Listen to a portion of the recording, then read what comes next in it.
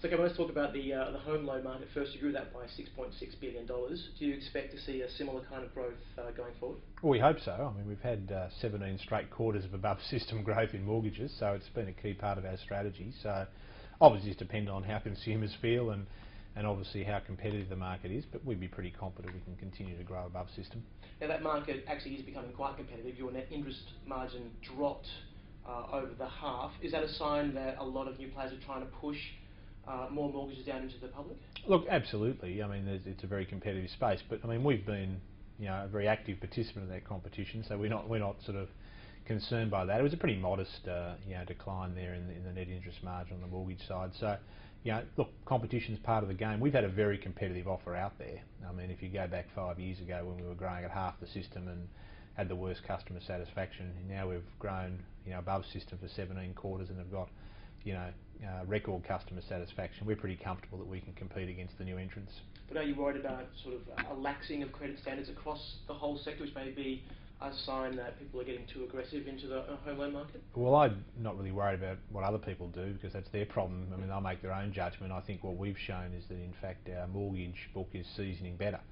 I think one of the advantages of growing strongly is in fact that you can, well, first of all, invest in credit capability and those sort of things to make sure that you're actually making the right assessments, but also you can also pick and choose a little bit more when you've got a strong flow, and that's shown that our mortgages are seasoning far better than they were. So we're pretty relaxed about our own book. And how do you feel about the home loan market in general? Do you think it's now hit full value? Is there a bubble? Look, I don't think so. I mean, but people have been speculating on a bubble for some time, and certainly offshore investors always struggle to get their head around, house prices. But I think you look at a couple of things that I do think provide a bit of a floor. The first of that is that Australia still is a net intaker of migrants. So we do have people coming into the country. That obviously provides a natural demand. That's concentrated in only a few urban centres, so it's not spread right across the country. It's into Brisbane, Sydney, Melbourne, Perth in particular. So that demand is concentrated.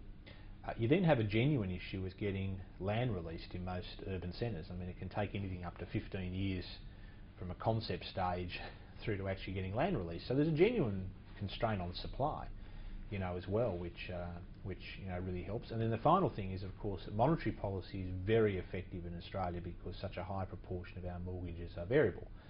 So if you did have a crisis, the capacity for the Reserve Bank to adjust interest rates and really provide rate relief, which helps because obviously one of the things that does drive property prices down is if you've got a sudden stock on the market. So when you put all that together, which are kind of unique factors to Australia, it does provide, I think, a bit of a floor under house prices, and that's why I don't think there's a bubble. Now let's talk about your business customers. Your book was down, $1 billion, I think. Is that a sign that there really isn't business confidence out there?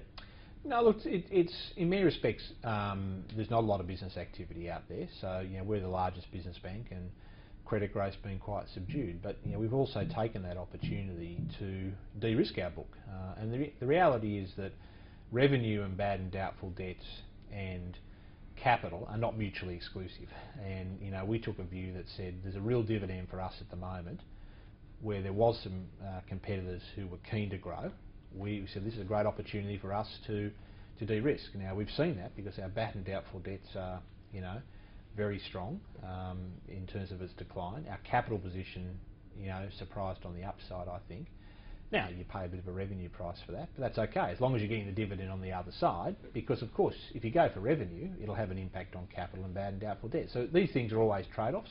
I think at this point in the cycle we were comfortable with our de-risking. That's not to say that we won't look for more volume in the future, but we definitely got the dividend this half from de-risking.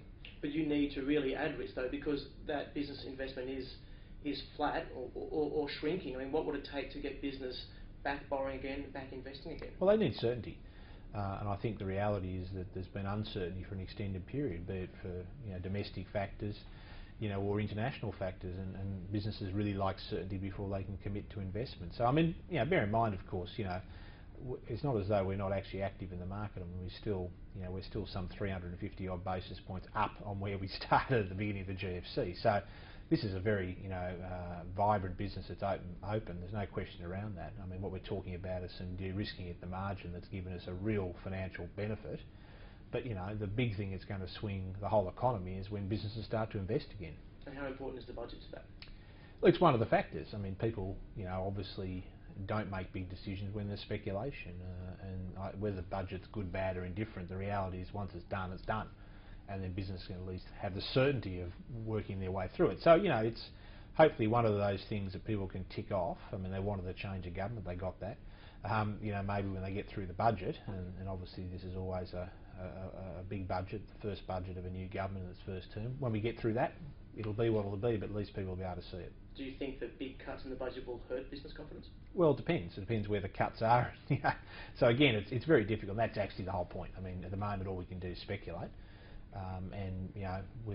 without any certainty, people find it difficult to make decisions.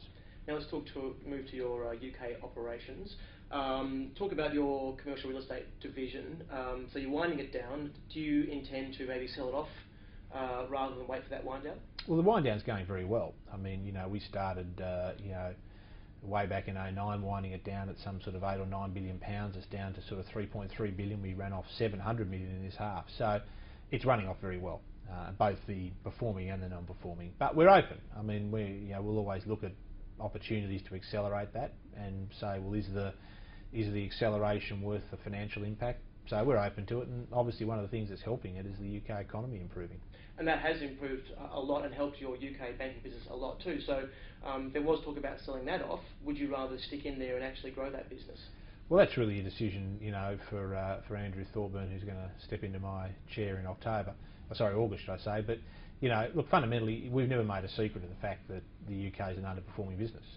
It's not a business that this management team bought, and we've had to endure a pretty difficult operating environment there, and all we can do is restructure it and make sure it's in the best possible shape. Obviously, if the economy improves, then that gives you more options, but that'll be a question for a future team.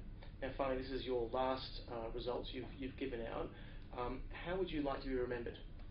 Look, I think fundamentally this bank's in a much stronger position than it was 5.5 years ago, and that's a simple legacy. I mean, if you can leave the organisation stronger than when you found it, that gives a good platform for the next team, and I think there's no question on just about every measure the bank's stronger. Now, people could argue, it could have been even stronger. Well, maybe it could have, but the reality is it is stronger, and therefore that means that the next management team will have less legacy to focus on and more growth. Some had said that maybe you were a bit too boring. Looking back, would you like to have gone harder at some times? Oh, I mean, you can always make assessments in hindsight. As I said, the bank's fundamentally stronger. That's good enough for me. Clyne, thanks very much. Thank you.